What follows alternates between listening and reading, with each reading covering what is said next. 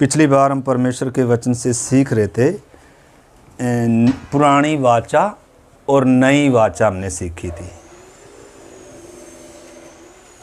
पुरानी वाचा से नई वाचा क्या है? पुरानी वाचा को कोई क्या नहीं कर पाया? पूरा क्यों नहीं कर पाया?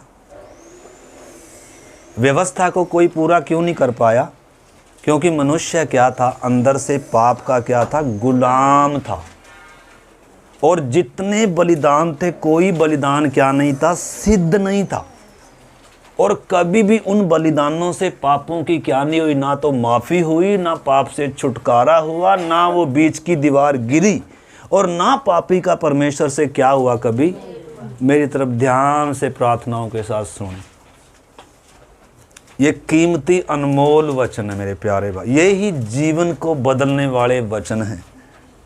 और परमेश्वर हमें कुछ घोल कर कभी पिलाता नहीं है। बहुत सारे बोलते हैं बहुत बड़ा चमत्कार मेरे जीवन में होएगा, मैं मन फिरा लूंगा, मेरा उद्धार हो जाएगा। ना ना ना ना, लिखा है, देखो उसमें पढ़ो आप रोमियो की पत्री और 10 अध्याय, रोमियो 10 अध्याय और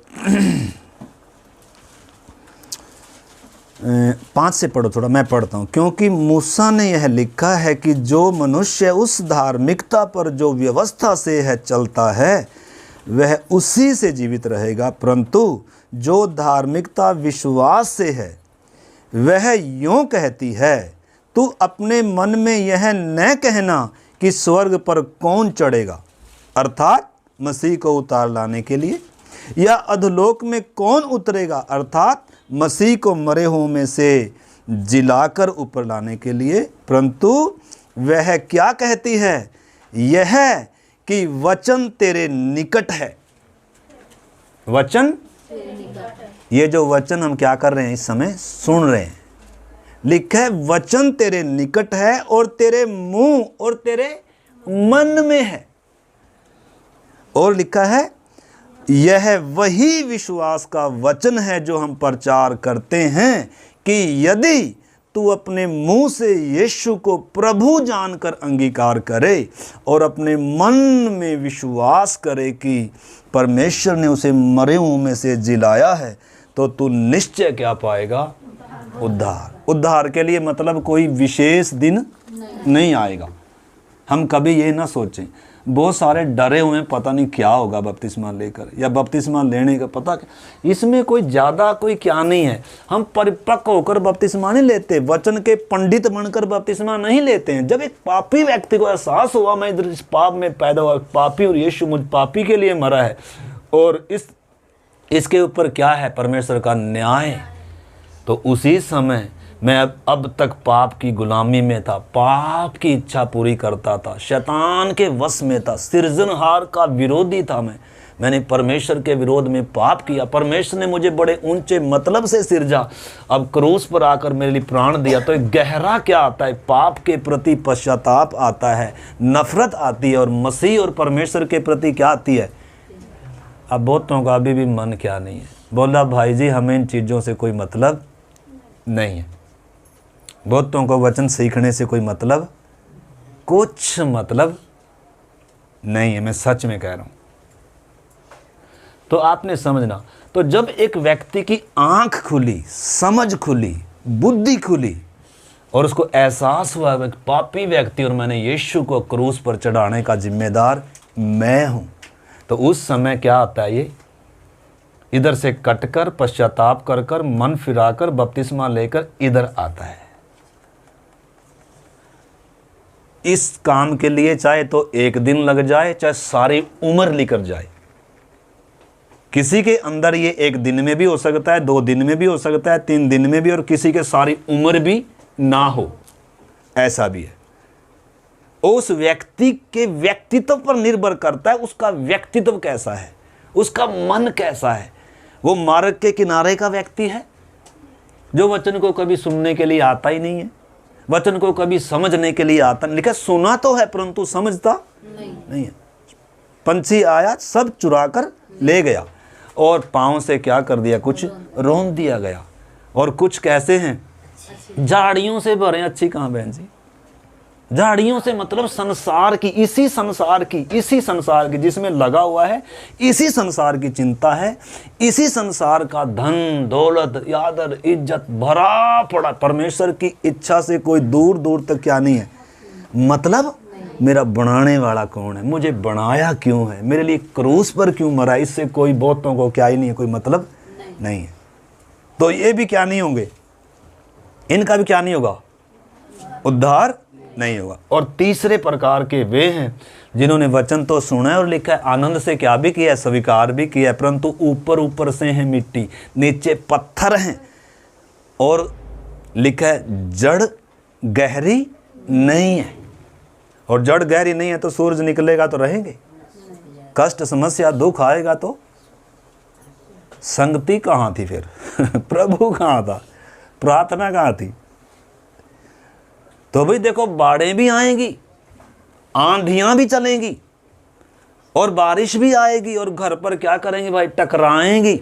अगर आपका रेत पर घर बना है तो क्या कर सकते हैं। लिखा है जो मेरी बातों को सुनकर मानता है वो उस बुद्धिमान मनुष्य के समान है जिसने अपना घर किस पर बनाया है, परंतु जो नहीं मानता वो उस मूर्ख के समान है जिसने अपना घर किस पर बनाया है, रेत पर बना। आपका घर किस पर है। आज सुबह के समय में हम देख सकते हैं हमारा घर किस पर है, रेत पर है कि चट्टान पर है। तो फिर क्या करें, परमेश्वर को जादू करेगा। घर किसने बनाना है, घर किसने बनाना है, उसमें मेहनत लगती है। चट्टान में बनाएंगे तो मेहनत लगती है भाई साहब, रेत पर बनाने में कोई मेहनत है ना ना। संडे को आने के लिए तो मेहनत थोड़ा है, संडे को 2 घंटे के लिए विश्वासी बनना कोई मुश्किल थोड़ा है, लेकिन 24 घंटे विश्वासी वचन के अनुसार परमेश्वर के साथ उस संगति में वचन को मानना, इस वचन को अपने जीवन में क्या करना, अप्लाई करना, गहरी मिट्टी खोदना और चट्टान के ऊपर क्या रखना, नींव रखना।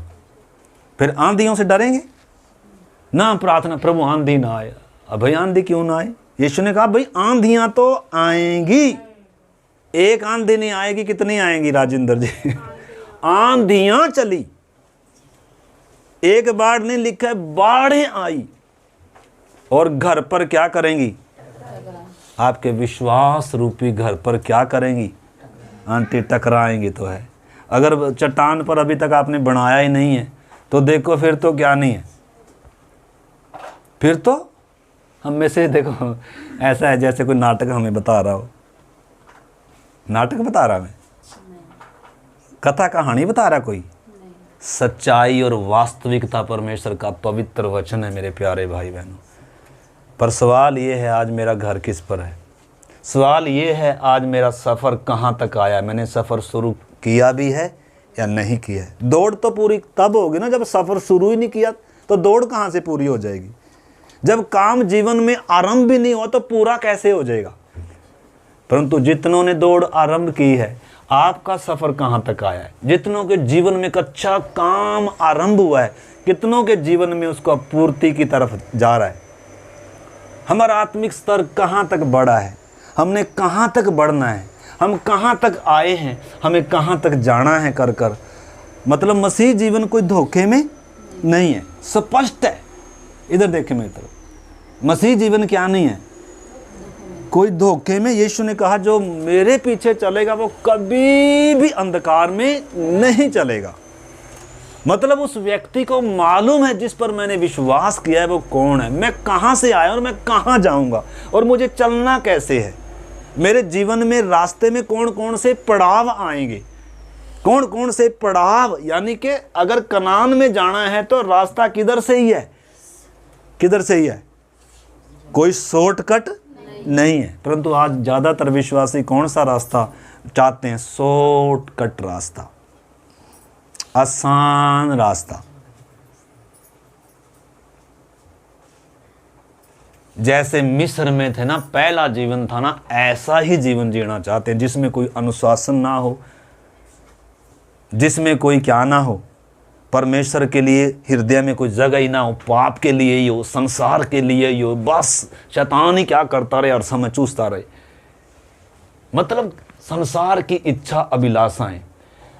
एक बार फिर से मैं मेरे प्यारे भाई बहनों में कहता हूँ कि क्योंकि मेरा कर्तव्य है, जब आप इतनी दूर से भाड़ा किराया खर्च कर कर आए हैं, तो आज एक सवाल सबके सामने, आप इसमें हैं, इस जंगली जैतून में हैं या इस उत्तम में साँटे गए हैं।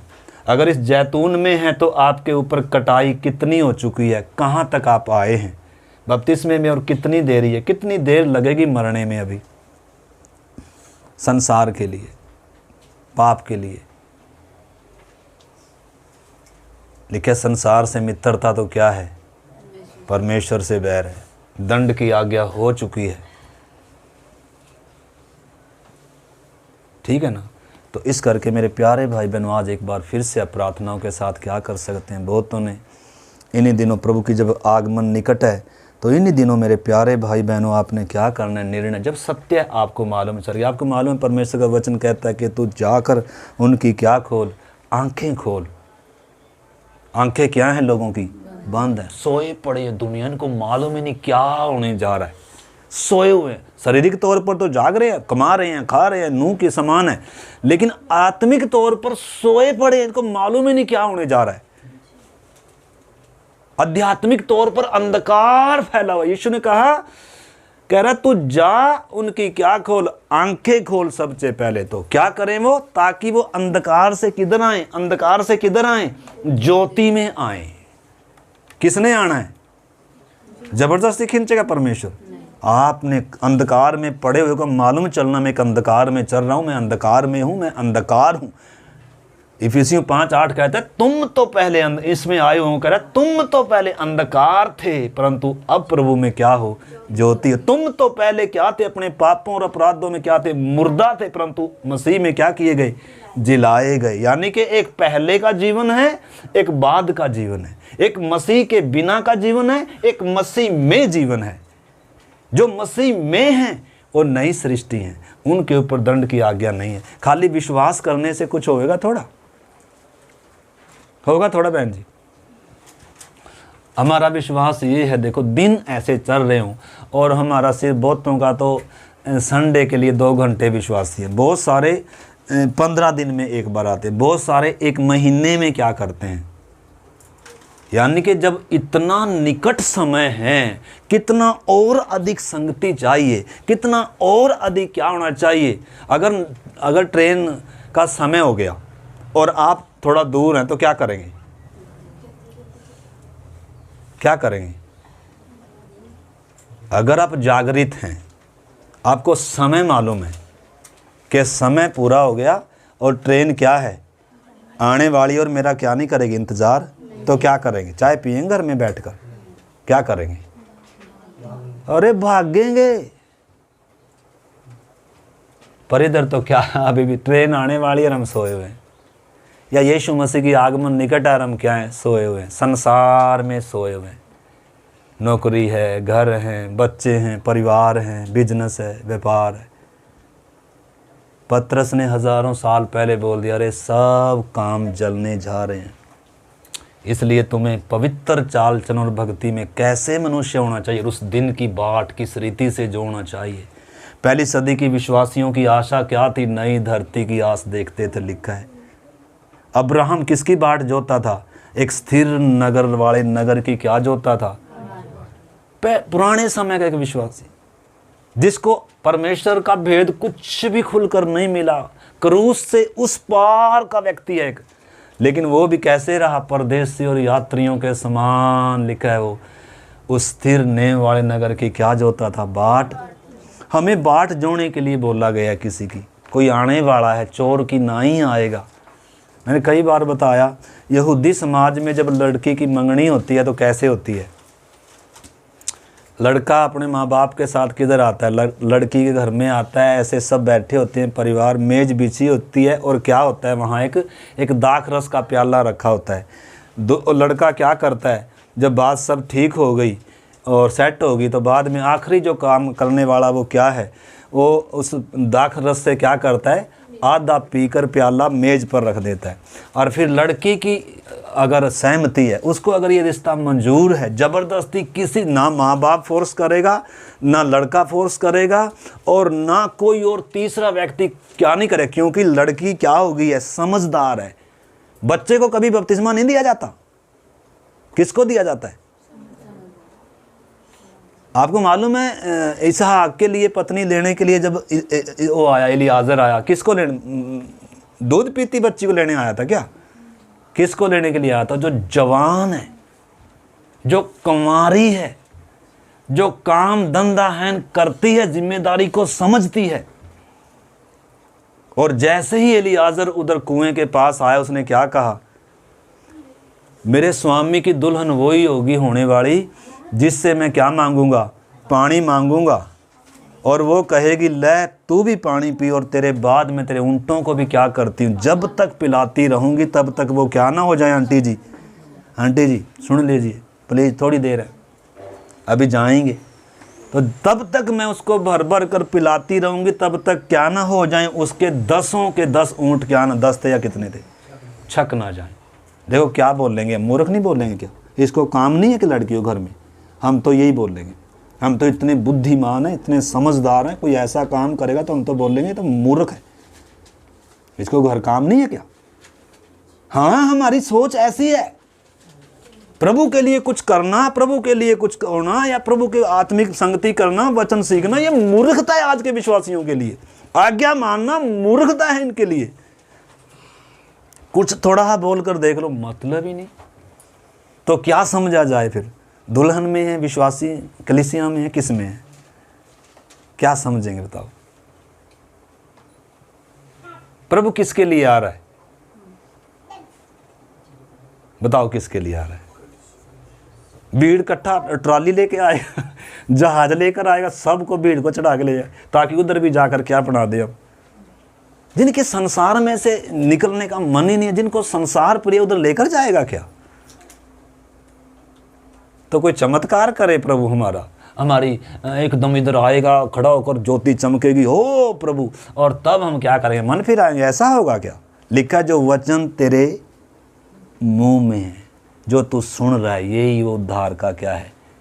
वचन है। यदि आज तू क्या करे, होश में आ जाए, तेरी आंखें खुल जाएं, यदि तू अपने मन में विश्वास करे, अपने मुंह से अंगीकार करे, यदि उस क्रूस की कथा को तू क्या हो जाए, आज समझ जाए उस मृत्यु को, उस क्रूस पर जो क्या किया गया। परंतु आज ज़्यादातर विश्वासी सोए हुए हैं। लेकिन मैं और आप कहाँ हैं मेरे प्यारे भाई बहनों? लिखा, आने वाला आएगा और देर ना करेगा, सब बातों का अंत तुरंत होने वाला है। पत्रस लिख रहा है, चोर की नाई आ रहा है। हमें भक्ति और उस पवित्र चाल चलन में कैसा मनुष्य हों, और उस दिन की हम कैसे बाट जोते रहें। तो अगर बाट नहीं जोते हैं तो लेकर जाएगा? बाट जोने वालों को लेकर जाएगा। तो रिबेका ने क्या किया? पानी ही नहीं पिलाया, फटाफट उसके ऊँटों समेत किधर लेगी? घर लेगी। मेरे घर में पुआल भी है, और तेरे ठहरने का, तेरे ऊँटों के ठहरने का भी क्या इंतज़ाम है भाई साहब, हम क्या करेंगे? तो बोले और दूर से जय मसीह की, घर नहीं आना।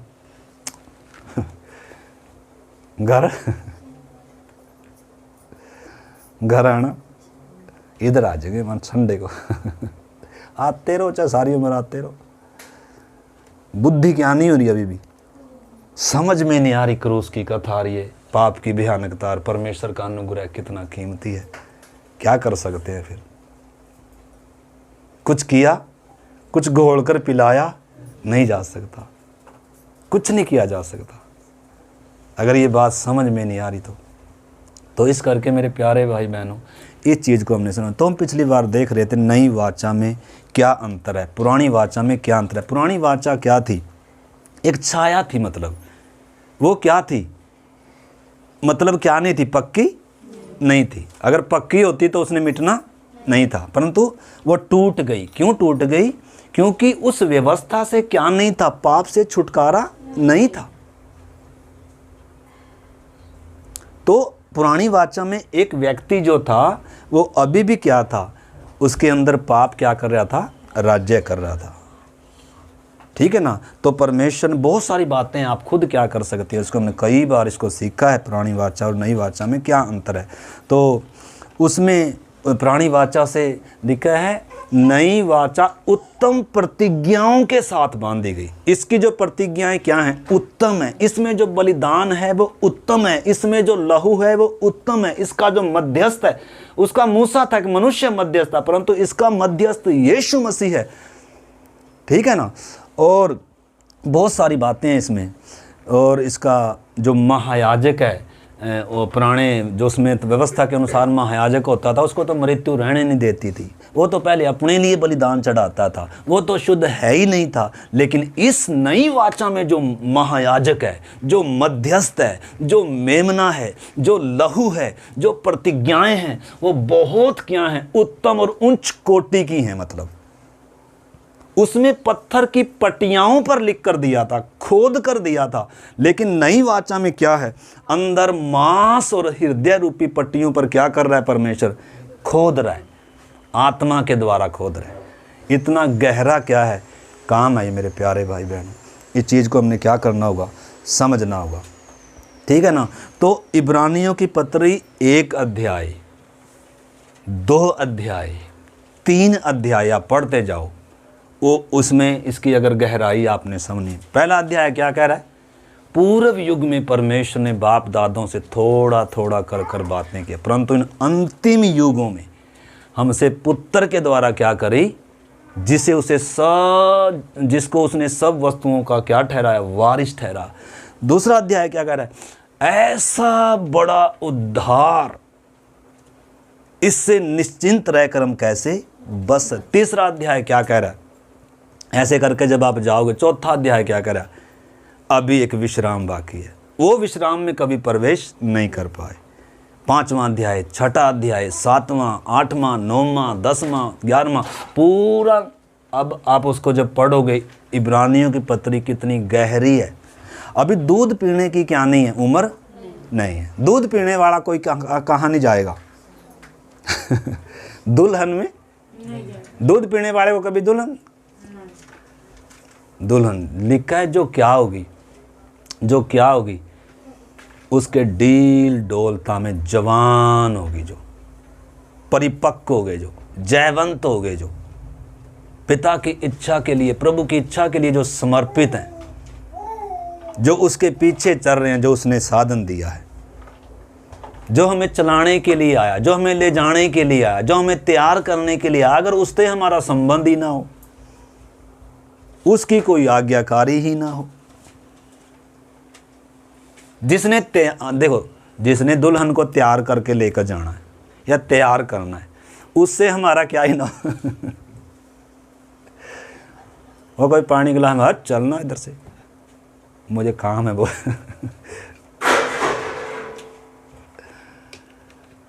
वचन सीखते सीखते हमें क्या हो जाना चाहिए, परिपक्व होना चाहिए कि नहीं, परमेश्वर की इच्छा को पहचानना चाहिए कि नहीं।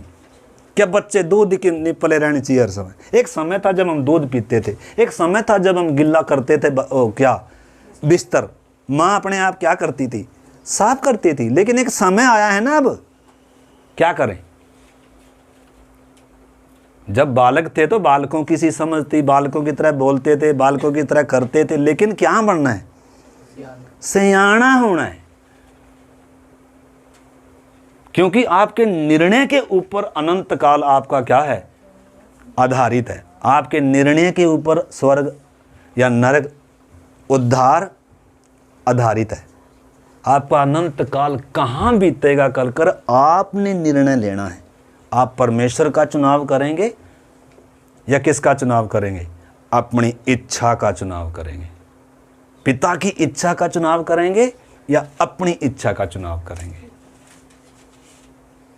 अपनी इच्छा के लिए जब तक जीते रहेंगे, संसार के लिए जब तक जीते रहेंगे, तब तक पिता की इच्छा पूरी नहीं कर पाएंगे। तो हमने क्या करना होगा, इस चीज़ को पहचानना होगा मेरे प्यारे भाई बहनों। तो नई वाचा में ये आप ये निर्गमन क्या कर सकते हैं, ओ जैसे भी निर्गमन हम पढ़ रहे हैं, कितने दिन हो गए, ऐसे ही बहुत गहरा है इब्रानियों की पत्री। अगर आपने इन सब बातों को पढ़ना, उत्तम प्रतिज्ञाओं के साथ नई वाचा बांधी गई, जिसका मध्यस्थ उत्तम है, हमारा महायाजक दिक्का है, जो उसके द्वारा परमेश्वर के निकट आते हैं, वो उनका पूरा पूरा उद्धार कर सकता है, क्योंकि उनके लिए विनती करने को सर्वदा क्या है, वो महायाजकों को मृत्यु रहने मर जाते थे, लेकिन यीशु मसीह हमारा क्या भी है, महायाजक है। वो पाप के गुलाम थे, लेकिन मैं और आप परमेश्वर का क्या है, जीवता मंदिर है। उनके और परमेश्वर के बीच में क्या था, एक दीवार थी, लेकिन हमारी वो दीवार गिरा दी गई नई वाचा में, और क्या कर दिया गया, परमेश्वर का न केवल मेल हो गया, बल्कि परमेश्वर का मंदिर बन गया। लिखा क्या, तुम नहीं जानते तुम्हारी देह पवित्र आत्मा का क्या है, और तुम दाम देकर क्या किए गए, और तुम अपने नहीं मोल लिए, इसलिए अपनी देह के द्वारा किसकी महिमा करो। तो नई वाचा में हमने देखना है परमेश्वर का जो स्टैंडर्ड है, मूसा की व्यवस्था की जो स्टैंडर्ड था, उस व्यवस्था के स्टैंडर्ड से ऊंचा होना चाहिए कि कम होना चाहिए। हमने तो कम कर दिया। हमारी हालत देखें तो यहूदी तो बोले ये इनका परमेश्वर से मेल हो गया।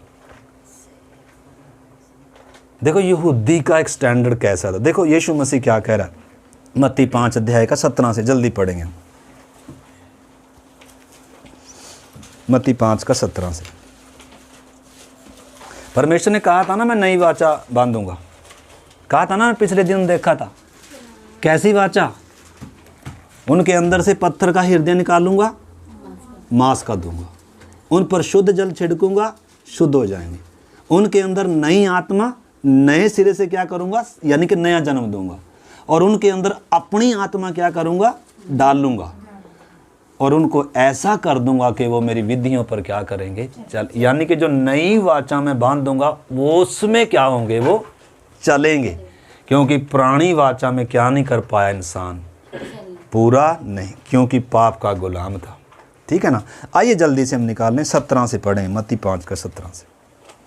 यह न समझो कि मैं व्यवस्था या भविष्यद्वक्ताओं की पुस्तकों को लोप करने आया हूँ। लोप करने नहीं परंतु पूरा करने आया हूँ। हाँ, क्योंकि मैं तुमसे सच कहता हूँ कि जब तक आकाश और पृथ्वी टल न जाए, तब तक व्यवस्था से एक मात्रा या एक बिंदु भी बिना पूरा हुए नहीं टलेगा। इसलिए जो कोई इन छोटे से छोटी आज्ञाओं में से किसी एक को तोड़े और वैसा ही लोगों को सिखाए, वह स्वर्ग के राज्य में सबसे छोटा कहलाएगा। परंतु कौन सी आज्ञा, यानी कि इसमें भी आज्ञा है, नई वाचा में आज्ञा है कि आज्ञा सारी खत्म होगी। पुरानी वाचा में क्या थी, आज्ञाएं थी कि नहीं थी, विधियां थी कि नहीं थी, परंतु वो कैसी थी, जुए के समान बन गई। क्यों, क्योंकि पाप का गुलाम था, अंदर पाप है अंदर, इसलिए वो क्या बन गई, जो अच्छी तो थी लेकिन पाप था अंदर, इसलिए पाप को और भी बल मिल गया। सारी व्यवस्था को क्या कर दिया, तुड़वा दिया, वाचा को क्या कर दिया, तुड़वा दिया, और व्यवस्था क्या बन गई, एक भारी जुआ बन गई। परंतु नई वाचा में क्या है, जुआ, आज्ञा, जुआ हल्का, सहज, बोझ, ये कोई बोझ नहीं है। क्यों, क्योंकि अंदर की सरकार बदल गई, अंदर से इंसान को बदला है परमेश्वर ने, बाहर से नहीं बदला, अंदर से। पहले बाहर काम होता था, अंदर नहीं काम हुआ, क्योंकि उसका समय आया नहीं था, क्योंकि अभी तक सिद्ध बलिदान हुआ नहीं था, क्योंकि अभी तक समय पूरा लिखा। जब समय पूरा हुआ तो परमेश्वर ने अपने पुत्र को भेजा, जो स्त्री से जन्मा। ठीक है ना। तो आगे भी पढ़ो। वही स्वर्ग के राज्य में महान कहलाएगा। हाँ, क्योंकि मैं तुमसे कहता हूँ कि यदि तुम्हारी धार्मिकता शास्त्रियों और फरीसियों की धार्मिकता से बढ़कर ना हो, तो तुम स्वर्ग के राज्य में कभी प्रवेश करने ना पाओ। यहाँ प्रभु क्या कर रहा है, यदि तुम्हारी धार्मिकता शास्त्रियों और फरीसियों की धार्मिकता से बढ़कर ना हो, तो स्वर्ग के राज्य में कभी। अब आप देखो उनकी धार्मिकता कैसी थी, यानी कि उनसे ऊंचा स्टैंडर्ड किसका है, उनसे पुराने नियम से स्टैंडर्ड ऊंचा है या नीचा है, उनसे समर्पण कम है या ज्यादा है, उनसे परमेश्वर के प्रति प्रेम या समर्पण या लगाव ज़्यादा है या कम है? लेकिन हमने तो पुराने ही ठीक थे कम से कम।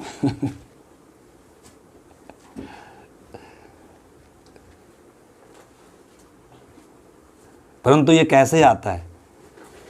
पवित्र आत्मा परमेश्वर अंदर डालता है, पाप से उसको छुटकारा देता है, एक नई शुरुआत देता है। और अब ये बड़े आनंद के साथ क्या करता है, इसको अब कोई बोझ लगता नहीं है।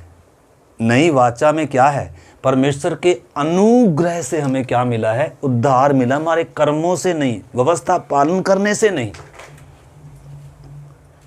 अनुग्रह के समय में हम हैं, व्यवस्था के युग में नहीं है, भारी जुआ नहीं है। पाप क्रूस पर क्या कर दिया गया? उसका समाधान कर दिया, शैतान के सिर को कुचल दिया, प्रधानों अधिकारियों को ऊपर से उतार दिया और दीवार हमेशा के लिए क्या कर दी?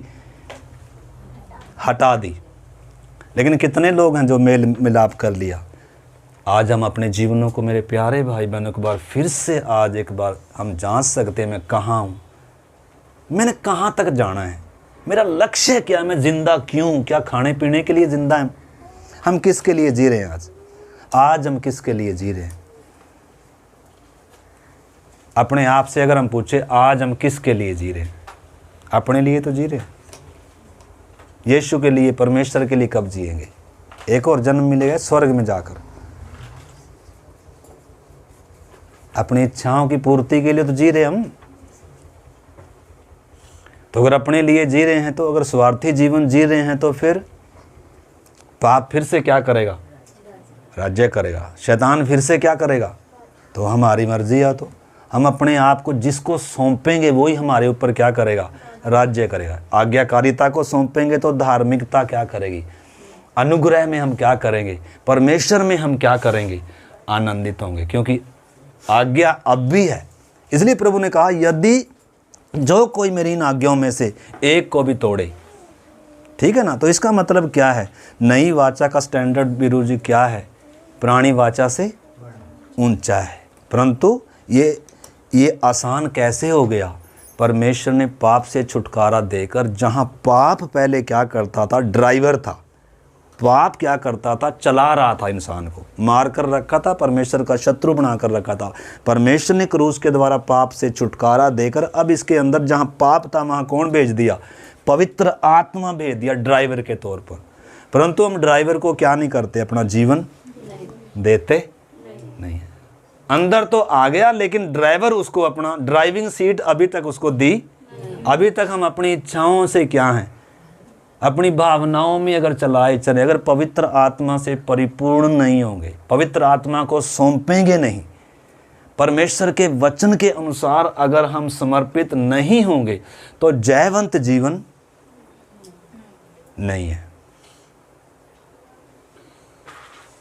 तो हम कहाँ तक आए? हम अपने जीवनों को फिर से, मैं कहता हूँ, क्या कर सकते हैं? जांच सकते हैं। तो मूसा की व्यवस्था से का जो स्टैंडर्ड था, उससे कहीं ऊंचा स्टैंडर्ड किसका है? उसकी प्रतिज्ञाएं उत्तम नहीं थी, इसकी प्रतिज्ञाएं उत्तम है। यीशु ने जो वायदे किए हैं, जो प्रतिज्ञाएं की हैं, वो पुराने नियम में किए नहीं थे। एक एक वायदा देखो, यीशु ने कहा, मैं तुम्हारे लिए घर तैयार करने के लिए और अति शीघ्र तुम्हें लेने के लिए आऊँगा। एक एक वायदा और प्रतिज्ञाएं कितनी अनमोल है, हमें कैसे उसकी बाट जोते रहना चाहिए। और लिखा है, जो मुझ में है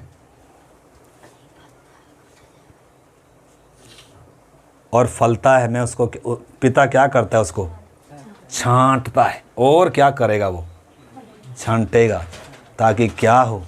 फले। तो इस करके मसीह जीवन का लक्ष्य, मेरे भाई और बहनों, हमने समझना है मसीह जीवन का लक्ष्य क्या है, मसीह जीवन है क्या, परमेश्वर की मेरे जीवन से इच्छा क्या है, मेरी दौड़ शुरू कहाँ से होती है और मेरा अंत लक्ष्य मेरा कहाँ है, मैंने कहाँ तक दौड़ना है। दिन क्या है? हमारे गिने हुए हैं, दोबारा जीवन। परमेश्वर ने एक राजा की उम्र क्या कर दी थी? कितनी बढ़ा दी थी? 15 साल एक राजा की उम्र क्या कर दी थी? हमारी बढ़ाएगा। इसलिए लिखा है, अवसर को बहुमूल्य समझो, क्योंकि दिन क्या है? बुरे हैं। और अब प्रभु से हम प्रार्थना कर सकते, दाऊद के समान, प्रभु हमें हमारे दिन गिनने की क्या दे? समझ दे ताकि हम बुद्धिमान हो जाएं। प्रभु हम कहाँ तक आए हैं, मेरा सफ़र कहाँ तक आया, मेरा आत्मिक जीवन का स्तर कहाँ तक पहुँचा है, हम क्या कर सकते हैं। नहीं तो हम अपने अव्यवस्थित जीवन को भी जी सकते हैं, कोई जिसमें अनुशासन ना हो, जो किसी के अधीन ना हो, जो किसी की अगुवाई में ना हो, तो फिर हमारे ऊपर कौन राज्य करेगा। हम धोखे में रहेंगे कि हम परमेश्वर की, हम भी कलीसिया में ना, ठीक है ना। क्योंकि जो इसमें है फलता नहीं है, वो काट कर अलग।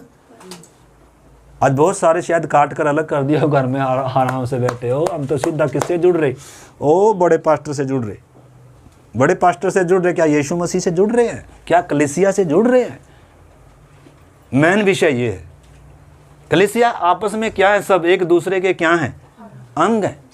नई वाचा का जो स्टैंडर्ड है वो क्या है, नई वाचा का जो स्टैंडर्ड है वो क्या है, एक देह है इसमें विश्वासी।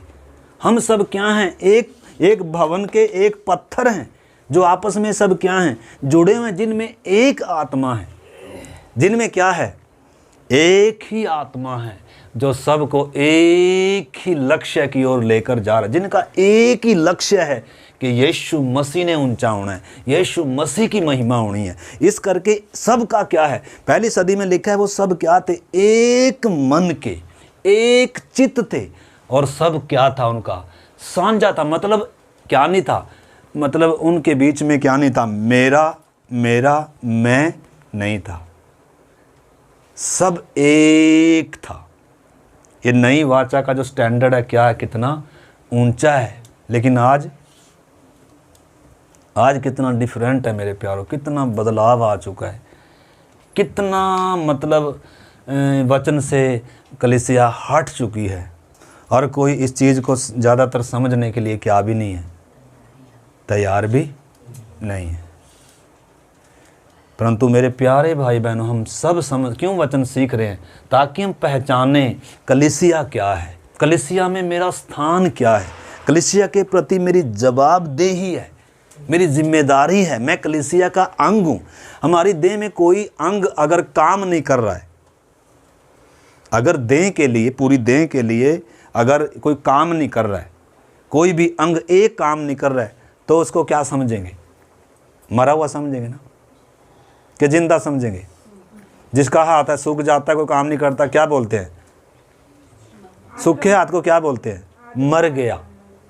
ये अंग क्या हो गया, मर गया। जुड़ा तो है लेकिन क्या हो गया। ऐसे हैं बहुत सारे विश्वासी, बोझ बने हुए आज, ऐसे हैं, काम कुछ काम नहीं है। हर एक विश्वासी का कलीसिया में काम है, जिम्मेदारी है। अभी हम नई जगह गए थे,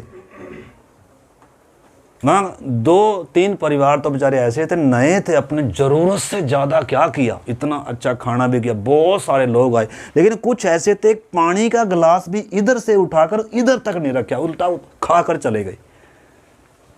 एक पंजी भी क्या नहीं दी, स्वर्ग से आएंगे, हम परमेश्वर हमारा कुछ मांगता नहीं है। ऐसे स्वार्थी लोग किधर हैं आज, कलीसियाओं में भरे हुए हैं। प्रार्थना की कोई सपोर्ट नहीं, तन से कोई सपोर्ट नहीं, मन से कोई सपोर्ट नहीं, धन से कोई क्या नहीं, प्रभु के लिए सेवा के लिए कोई क्या नहीं है समर्पित। ये नई वाचा में है। मतलब देखो, इस समय कलीसिया ने क्या होना है, जगत को क्या करना है, वास्तव में उल्टा पुल्टा करना है। काम है हर एक के पास करने के लिए, हर एक ने गवाह बनना है यीशु का, हर एक ने यीशु की सेवा करनी है। कलीसिया पूरी क्या है, कलीसिया पास्टर सिद्ध होगा क्या, कलीसिया सिद्ध होगी, सबकी है सेवा। आज ज़्यादातर बोलते हैं, ज़्यादातर की सोच क्या हो चुकी है, पास्टर की सेवा है, करे ना करे हमारी कोई क्या नहीं है सिरदर्दी। लेकिन मेरे प्यारे भाई बहनों, नई वाचा का, नई जो आत्मा की व्यवस्था है, जो यीशु मसीह की व्यवस्था है, उसका स्टैंडर्ड पुराने से क्या है, कहीं ऊंचा है। परमेश्वर एक देह में उनको क्या कर रहा है, बना रहा है। परमेश्वर उनको एकता में लेकर आ रहा है। भिन्न भिन्न जातियों से आए, भिन्न भिन्न धर्मों से आए, भिन्न भिन्न संस्कृति से आए, लेकिन पवित्र आत्मा सबके अंदर एक है, एक बपतिस्मा है सबका। एक जब प्याले में से जब पी रहे हैं तो मतलब एक सिद्धता की ओर जा रहे हैं। पाप आया, अलग अलग भाषाएं बंट गई, मनुष्य बंट गया, धरती बंट गई, मनुष्य अलग अलग उसमें, किसके कारण? पाप के कारण। परंतु परमेश्वर ने पाप निकाल कर अब सब क्या कर रहा है? एक कर रहा है। हम सब एक देह होने के लिए क्या लिया है? बपतिस्मा लिया है, एक मसीह में एक सिद्ध मनुष्य होने के लिए। तो इस करके अपने लक्ष्य को मेरे प्यारे भाई बहनों हमने क्या करना है? अनुग्रह का समय, उस समय गलती किया तो तुरंत दंड था, लेकिन परमेश्वर अनुग्रह से हमें क्या करता है? हमें सहता है, मन फिराने का क्या देता है? मौका। लेकिन हम अनुग्रह के समय का क्या नहीं करते हैं? कीमत पहचानते नहीं। पुराने समय में कोई मौका नहीं था, परंतु परमेश्वर देखो कितनी बार हमें मौका देता है, मौका देता है, मौका देता है। नहीं चाहता कोई नाश हो, लेकिन फिर भी हम क्या नहीं करते हैं? अवसर को बहुमूल्य नहीं समझते हैं। तो इस करके कुछ वचन हम पढ़ेंगे। मतलब पुराने नियम से स्टैंडर्ड क्या है इसका? हाँ, ये पुरानी जो व्यवस्था थी वो शब्द की थी। जो शब्द क्या करता था? मारता था। पाप की मजदूरी मौत है। लेकिन उधर लिखा है परंतु परमेश्वर का वरदान क्या है? मसीह यीशु में अनंत जीवन है। ठीक है ना? एक वचन आप मेरे साथ पढ़ें,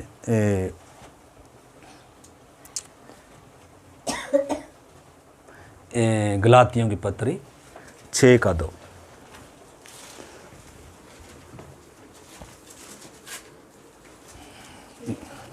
गलाती 6:2।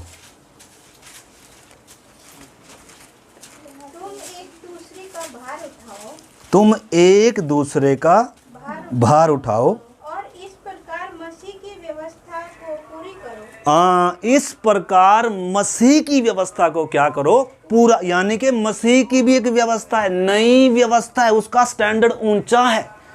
तुम एक दूसरे का क्या उठाओ? भार उठाओ। आगे, इस प्रकार मसीह की व्यवस्था को पूरा करो। हाँ, क्योंकि यदि कोई कुछ न होने पर भी अपने आप को कुछ समझता है तो अपने आप को धोखा देता है।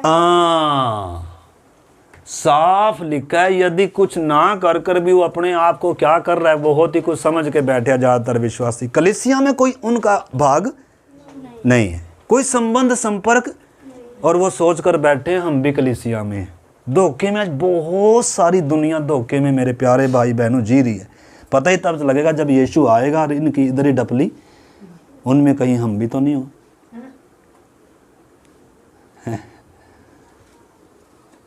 क्या आपको विश्वास है यीशु आएगा मैं जाऊंगा? है?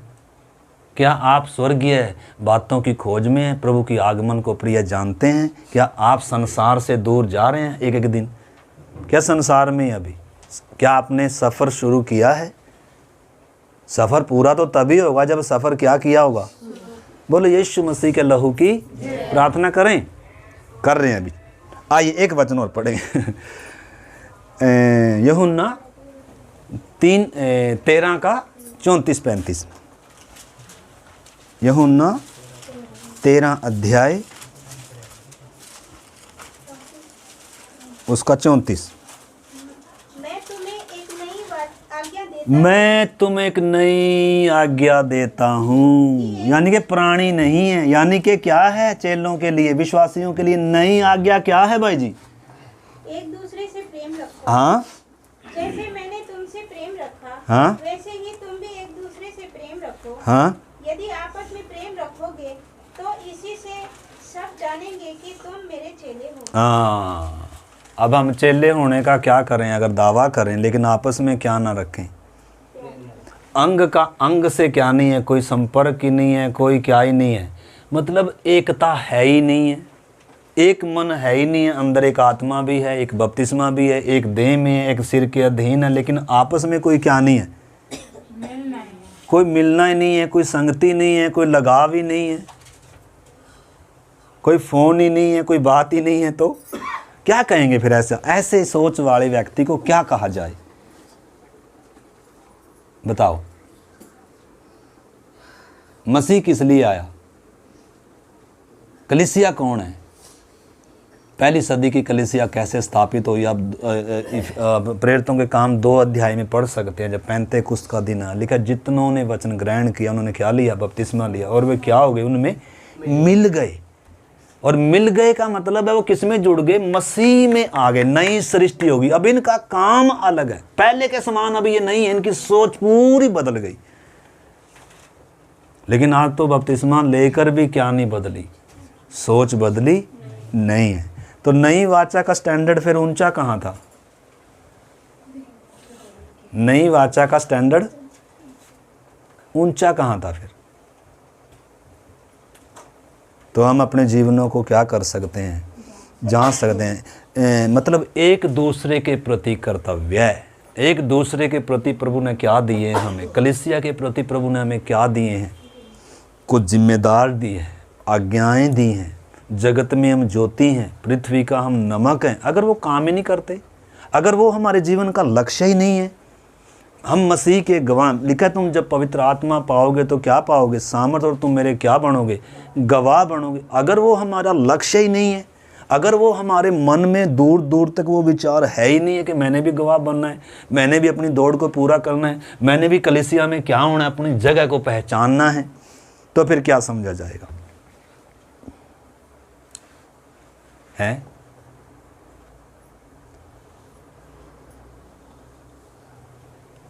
देखो इब्रानियों की रोमी, जल्दी से अभी प्रार्थना करेंगे। रोमी 13 अध्याय निकाल लें,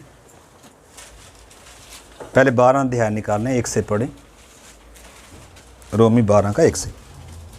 इसलिए हे भाइयों, मैं तुमसे परमेश्वर की दया स्मरण दिलाकर विनती करता हूँ कि अपने शरीरों को जीवित और पवित्र और परमेश्वर को भावता हुआ बलिदान करके चढ़ाओ, यही तुम्हारी आत्मिक सेवा है। इस संसार के सदृश न बनो, परंतु तुम्हारे मन के नए हो जाने से तुम्हारा चाल चलन भी बदलता जाए। देखो लिखा है इसमें थे हम, इसमें से लिखा है परमेश्वर की दया स्मरण कराकर विनती करता हूं कि तुम अपने अंगों को जीवित पवित्र बलिदान करके चढ़ाओ, ये तुम्हारी आत्मिक सेवा है। आगे तुम्हारे मन के नए हो जाने से। तो नई वाचा में क्या मिला है, नया मन। तुम्हारा चाल चलन भी क्या होता जाए, बदलता जाए।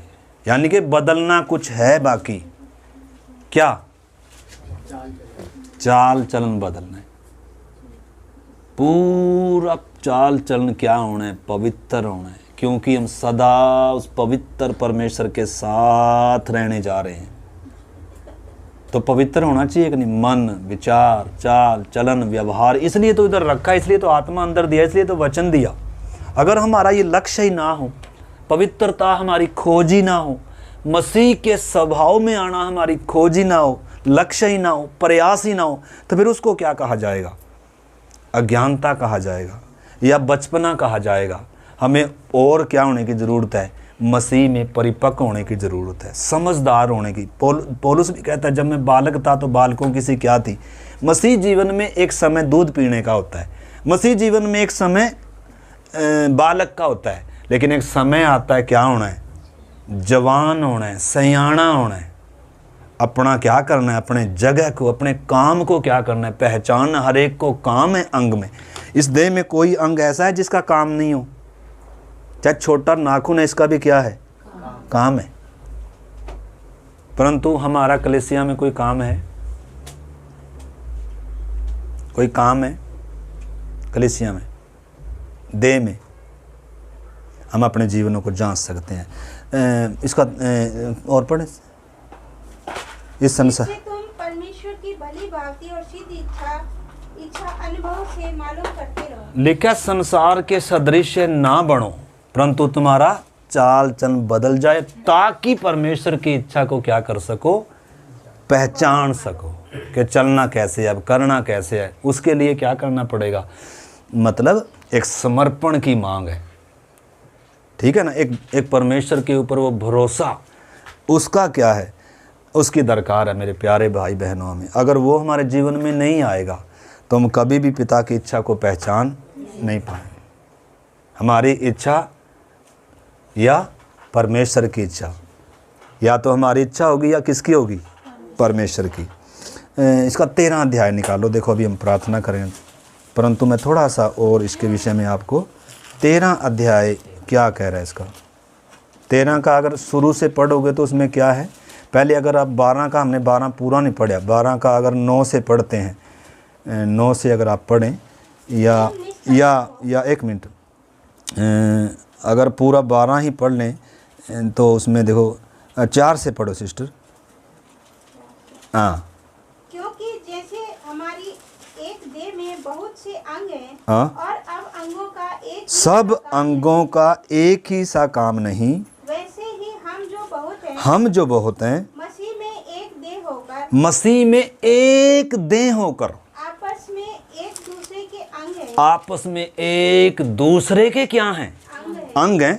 जबकि उस अनुग्रह के अनुसार हाँ। हमें दिया गया है, हाँ। हमें भिन्न भिन्न वरदान मिले हैं। हाँ, तो जैसे हर अंग की खूबी अलग है, आँख की जैसे देखने की है, कान की जैसे सुनने की है, सुनने का काम करता है, आँख देखने का काम करती है, पाँव चलने का काम करते हैं, हाथ काम करने का काम करते हैं, किडनी अपना काम करती है, दिल अपना काम कर रहा है, फेफड़े अपना काम कर रहे, सब अगर इस देह ने अगर जिंदा रहना है तो हर एक अंग क्या कर रहा है, अपना अपना काम कर रहा है। उसी प्रकार हम भी कलीसिया में क्या है, कोई स्टपनी नहीं है, कोई फालतू नहीं है, और हम हर एक का कलीसिया में क्या है, एक काम है। परंतु दुख की बात है आज एक विश्वासी को अपना काम, अपना स्थान, अपना क्या नहीं, कोई जिम्मेदारी, कोई एहसास भी नहीं है। तो इधर क्या लिखा है, और भी आगे पढ़ो थोड़ा सा। और जिसको भविष्यवाणी का दान मिला हो वह विश्वास के परिणाम के अनुसार भविष्यवाणी करे। यदि सेवा करने का दान मिला हो तो सेवा में लगा रहे, यदि कोई सिखाने वाला हो तो सिखाने में लगा रहे, जो उपदेशक हो वह उपदेश देने में लगा ये रहे। विश्वासियों की ये झुंड की ये 5 प्रकार की सेवकाई नहीं है, ये किस में है, ये स्थानीय झुंड में है सेवकाई हर एक की। आगे दान देने वाला उदारता से दे, जो अगुवाई करे वह उत्साह से करे, जो दया करे वह हर्ष से करे, प्रेम निष्कपट हो, बुराई से घृणा करो, भलाई में लगे। हाँ, प्रेम कैसा हो, निष्कपट, दिखावटी ना हो, निष्कपट हो, बुराई से क्या करो, घृणा करो, भलाई में लगे रहो, भाईचारे के प्रेम से एक दूसरे से स्नेह रखो। एक दूसरे से क्या रखो, स्नेह। देखो नई वाचा का स्टैंडर्ड आपने समझना है। बहुतों को क्या नहीं मालूम है, बहुतों ने सोचा बस अब व्यवस्था पूरी होगी और अब तो हम अनुग्रह के युग में हैं और अब तो जैसे क्या कर। भाई परमेश्वर ने, यीशु ने इस नई वाचा की जो आज्ञाएं दी, जो स्टैंडर्ड रखा है, वो क्या रखा है, इतना ऊंचा स्टैंडर्ड रखा है, क्योंकि आप परमेश्वर के क्या हैं, मंदिर हैं। ठीक है ना। अभी प्रार्थना करेंगे लेकिन थोड़ा सा और पढ़े। परस्पर आदर करने में एक दूसरे से बढ़कर चलो, हाँ, प्रयत्न करने में आलसी ना हो, आत्मिक उन्माद में भरे रहो, प्रभु की सेवा करते ही रहो, आशा में आनंदित रहो, क्लेश में स्थिर रहो, प्रार्थना में नित्य लगे रहो। पवित्र लोगों को जो कुछ आवश्यक हो उसमें उनकी सहायता करो। हाँ, पहुनाई करने में लगे रहो। पहुना, देखो ये क्या है भाई, आज्ञा है, ये क्या है, ये किसके लिए है, ये हम विश्वासियों के लिए ही है। हम क्या सोच रहे हैं, संडे को बस 2 घंटे के लिए आना है, बस प्रार्थना होनी है, बस कोई संपर्क नहीं है। ये नई वाचा के लोग हैं। आगे, अपने सताने वालों को आशीष दो, शाप न दो, आनंद करने वालों के साथ आनंद करो और रोने वालों के साथ रो। हाँ, आपस में एक सा मन रखो, अभिमानी न हो परंतु दीनों के साथ संगति रखो, अपनी दृष्टि में बुद्धिमान न हो, बुराई के बदले किसी से बुराई न करो, जो बातें सब लोगों के निकट भली हैं उनकी चिंता किया करो।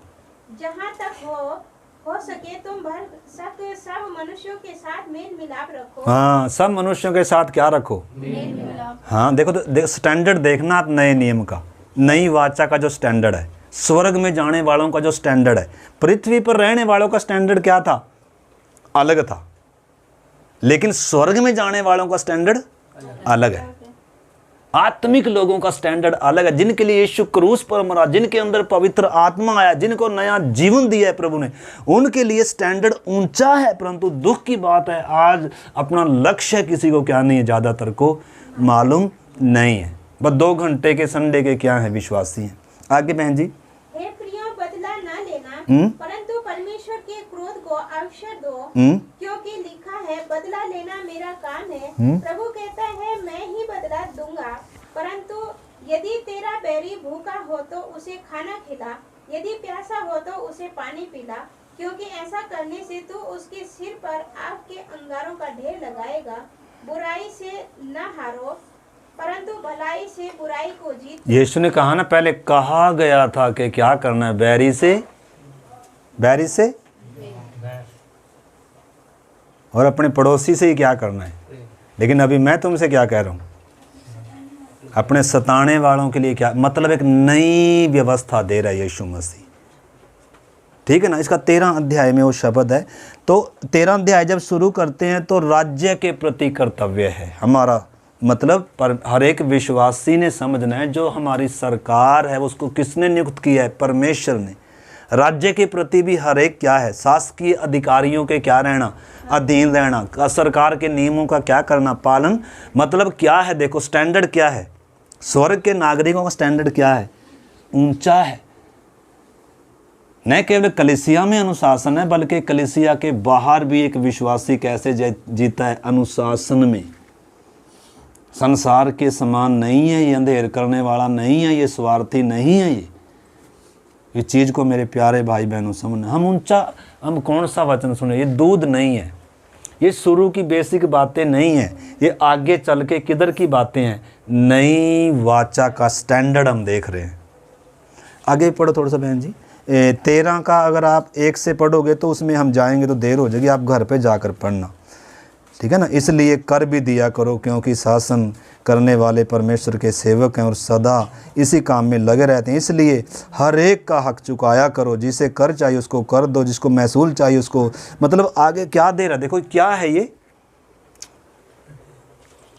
है? अब मेरी तरफ देखें, राज्य के प्रति हर एक विश्वासी का क्या है, कर्तव्य है।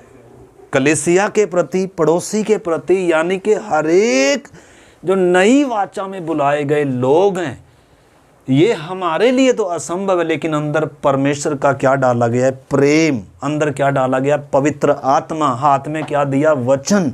यीशु मसीह हमारा महायाजक है। मतलब इतनी ऊंची प्रतिज्ञाएं हमें मिली हैं, इसलिए ये क्या नहीं हो सकता, फिर कोई बोझ नहीं बनेगी ये बातें।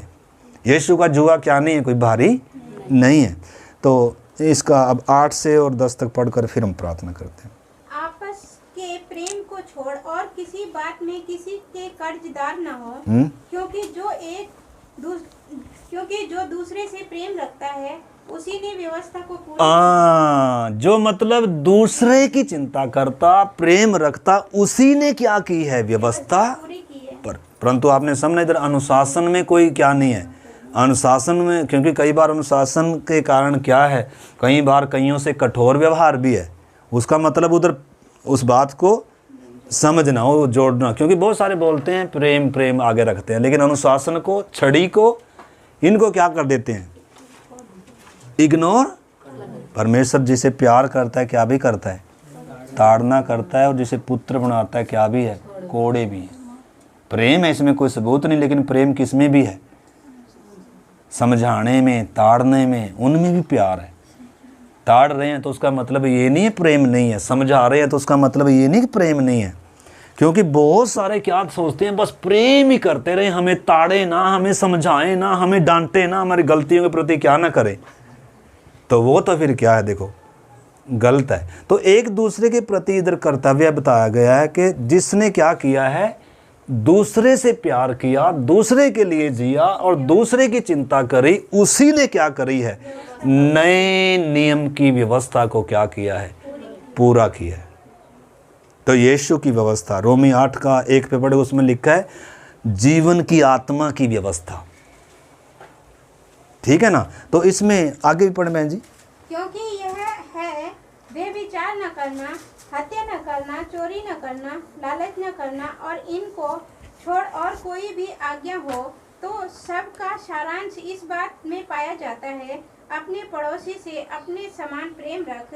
प्रेम पड़ोसी की कुछ बुराई नहीं करता, इसलिए प्रेम रखना व्यवस्था को पूरा करना है। प्रेम रखना व्यवस्था को क्या करना है? आपको मालूम है पुराने नियम में भी क्या दिया गया था? तू अपने परमेश्वर से अपने पूरे दिल से, पूरे मन और पूरी शक्ति से क्या करना? प्रेम करना। और अपने पड़ोसी से भी अपने समान क्या करना? यीशु मसीह ने कहा ये मुख्य आज्ञा, ये सारी व्यवस्था का क्या है? आधार है। अगर ये ना हो तो बाकी व्यवस्था चाहे सारी पालन कर ले, उसका कोई क्या नहीं है, कोई मतलब नहीं है। परमेश्वर से अगर प्यार नहीं है, अंग से अगर प्यार नहीं है, कलीसिया से अगर प्यार नहीं है, राज्य के प्रति जिम्मेदार नहीं है, कर्तव्य नहीं है, नया जन्म पाकर भी, क्रूस पर यीशु मरने के कारण भी अगर देखो हमारे जीवन में हमारी सोच नहीं बदली, प्रभु ने कहा मैं तुम्हें नया मन दूंगा। मसीह का स्वभाव अंदर उत्पन्न हुआ जब नया जन्म पाया, वचन से जन्मे, आत्मा में जन्मे, उसने क्या होना है? अब उसने बढ़ना है हमारे अंदर, भीतरी मनुष्यत्व ने। मसीह का स्वभाव हमारे अंदर क्या होना है? ये ही है परिपक्वता, ये ही है हमारे जीवन का क्या लक्ष्य, एक पवित्र और जयवंत जीवन। तो मेरे प्यारे भाई बहनों, हमने अपना सफ़र कहाँ से शुरू किया था और कहाँ तक आए हैं? ठीक है ना। यीशु मसीह ने एक सामरी का उदाहरण दिया, एक दृष्टांत दिया, जो यरीहो से किधर जा रहा था, यरूशलेम से किधर जा रहा था? यरीहो। डाकुओं ने उसे क्या किया? लूट लिया। मतलब प्रभु ने कहा, मतलब बताया कि अपने पड़ोसी से क्या करना है? प्यार। मतलब हमारा पड़ोसी कौन है? वो बात कोई पूछ रहा था तो यीशु ने उदाहरण दिया, मतलब अच्छे क्या बनना है? क्या बनना है? अच्छे क्या बनना है? याजक बनना है। अच्छे क्या बनना? देखो उधर वो जो मारा पिटा हुआ व्यक्ति था, उसके पास से सबसे पहले कौन गया? याजक गया, लेकिन कतरा कर चला गया। फिर लेवी आया, लेवी भी कतरा कर। फिर एक कौन आया? सामरी आया। सामरी ने क्या किया? हम पापी, हम भी तो ऐसे ही थे। शैतान ने पूरा जख्मी कर कर, लूट कर, चोर ने हमें बर्बाद किया था। एक सामरी यीशु आया और उसने हमें क्या किया? उसने हमें क्या किया? दाख। वो बहुत कुछ है, उसका एक एक अर्थ है। तो हमें भी क्या बनना है? प्रभु हमें भी मसीह के समान, अच्छे सामरी के समान क्या होना है? ये ही है परमेश्वर की व्यवस्था को पूरा करना। तो अगली बार हम देखेंगे मत्ती 5 अध्याय से यीशु मसीह कैसे इस व्यवस्था में नई बातें लागू कर रहा है। पहले कहा गया था ऐसा करना, परंतु मैं तुमसे कहता हूँ, पहले कुछ और था, लेकिन अभी नए नियम में क्या है? कुछ और है। दुश्मनों से प्रेम करना, बैरियों के लिए प्रार्थना करना। पहले पाप कब होता था?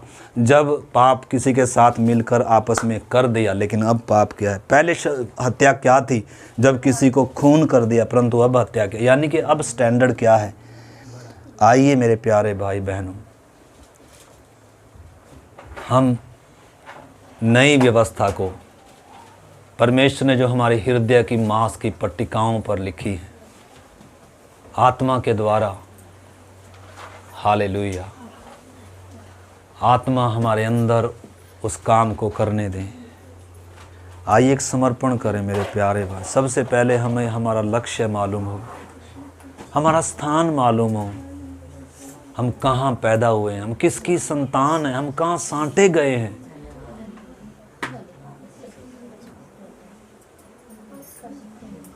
रोमियो 11 अध्याय में एक बड़ी चेतावनी है, लिखा है जो स्वाभाविक डालियाँ थी अगर वो काट दी गई और फेंक दी गई, तो तुम जो जंगली थे और स्वभाव के विरुद्ध उत्तम जलपाई में साँटे गए हो और उस उत्तम जड़ के चिकनाहट के भागी किए गए हो।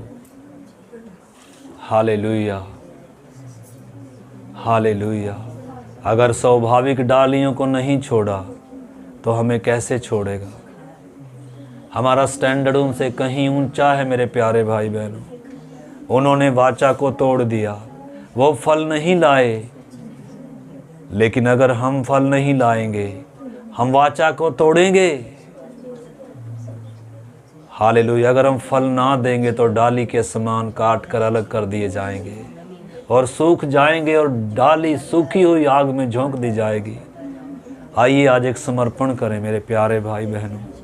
यीशु की इच्छा के लिए मैं जीऊँगा, पिता की मर्जी के लिए जीऊँगा। मैं अपनी इच्छाओं को बलिदान करूँगा प्रभु। मैं पाप से घृणा करूँगा, संसार के लिए नहीं, मैं यीशु के लिए जीऊँगा। आइए सब प्रार्थना करें मेरे प्यारे भाई बहनों। अगर अभी तक कोई संसार में सटा हुआ है, आज इधर से अलग होने का दिन है। आज मसीह में एक नए जीवन को पाने का दिन है। हालेलुया। आइए हम प्रार्थना करें प्रभु, इस नई वाचा को, इसकी प्रतिज्ञाओं को, नई वाचा में प्रभु इन आज्ञाओं को हम पहचान सकें। प्रभु हम पर दया कर, मुझ पर अनुग्रह कर, हमारे एक एक भाई बहनों पर, झुंड पर दया कर। हर एक आत्मिक व्यक्ति प्रभु दूध पीते ही ना रहे प्रभु, या बालक ही ना रहे प्रभु, हम सयाने होने पाएँ प्रभु। हमारी ज्ञान इंद्रियां अभ्यास करते करते भले और बुरे में निपुण हो जाएं, भेद करने में। हालेलुया। प्रभु हम पर दया करें प्रभु, हम दूध पीने वाले ही ना बने रहें प्रभु। प्रभु यीशु का आगमन निकट है खुदावंद। हालेलुया। प्रभु उसकी दुल्हन ने अपने आप को तैयार किया है, वचन कहता है प्रभु। प्रभु हम तैयार हो जाएं प्रभु, हम पर आप अनुग्रह कर खुदावंद, जागृत कर, रूह की आग हमारे हृदयों में लग जाए प्रभु। सुस्ती लापरवाही जाती रहे इन दिनों प्रभु। एक नया समर्पण, एक नया मन और यीशु के प्रेम से हमारा मन भर जाए प्रभु। Hallelujah, hallelujah, hallelujah. आइए हम में से कोई एक जन प्रभु से प्रार्थना करें। हालेलुया।